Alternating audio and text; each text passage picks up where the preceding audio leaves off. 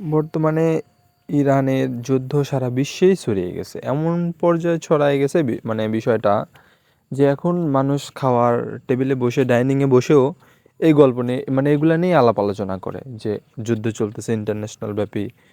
তারপরে Russian president Vladimir Putin উনি খুব কড়া একটা স্টেটমেন্ট দিছে যে আমি উম, নরম হব না, যাই হোক আমি ডোনাল্ড ট্রাম্পের কাছে নত হব না, কোনোভাবেই আমি এই বিষয়টা নিয়ে নত হব না। কিন্তু ভ্লাদিমির পুতিন উনি কিন্তু খুব একটা স্ট্রং পারসন, উনি কিন্তু বোকাশোকা না।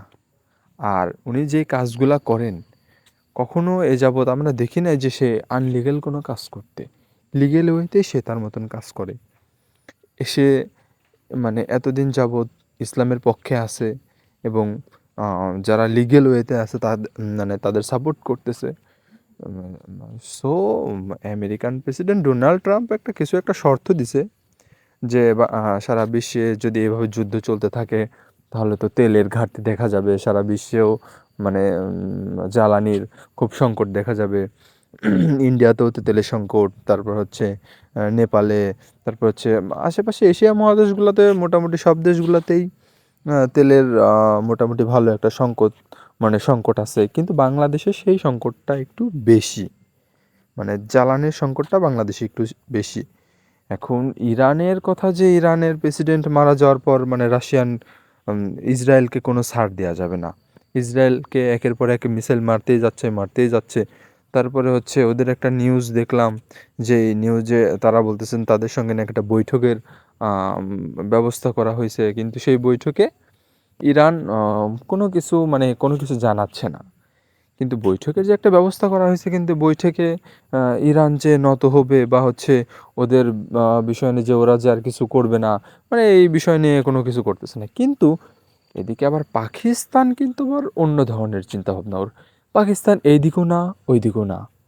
তাহলে তুই যে কোনো একটা মানে দেশের দিকে সাপোর্ট নিয়ে কথা বল, সে কোনো সাপোর্ট নিয়ে কথা মানে বলতেছে না। ওর কথা যে আহ, পাকিস্তানের চিন্তাভাবনাটা এমন যে গোল আলু টাইপের আছে না, গোল আলু টাইপের, যে যখন যে দেশ মানে প্রভাবশালী হবে আমি ওইদিকে করব, যখন যার ক্ষমতা বেশি আমি ওইদিকেই করব।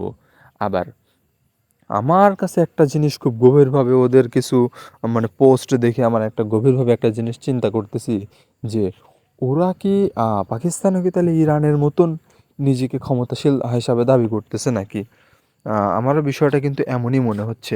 পাকিস্তানও বোঝাইতে চাচ্ছে যে আমরা আসলে ইরানের মতন অনেক শক্তিশালী দেশ, আমাদেরও কোনো কিছুতে কম নেই, আমরাও মানে যুদ্ধ করার জন্য আমরাও প্রস্তুত আছি। এরকম কিছুই কিন্তু একটা পাকিস্তান বোঝাচ্ছে। আবার এদিকে আমেরিকান প্রেসিডেন্ট ডোনাল্ড ট্রাম্প সে নিজের টুইটার অ্যাকাউন্টে একটা পোস্ট করে যে আসলে এভাবে চলতে থাকলে দেশ বাজারে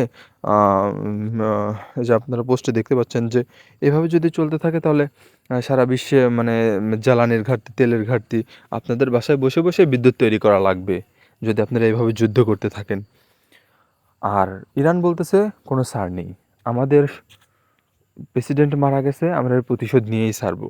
ওরা কিন্তু ওদের মতন প্রতিশোধ নিচ্ছেই। ডোনাল্ড ট্রাম্প যেহেতু একটা ওদের হচ্ছে ডোনাল্ড ট্রাম্প আবার কী করে, মানে এমন একটা পার্ট নিতে যায় সে যে বড় ভাই হয়ে আমি একটা চড় মারছি, ও এখন আমাকে মারতে আসছে, আমি বিষয়টা সমাধান করে দিছি। কিন্তু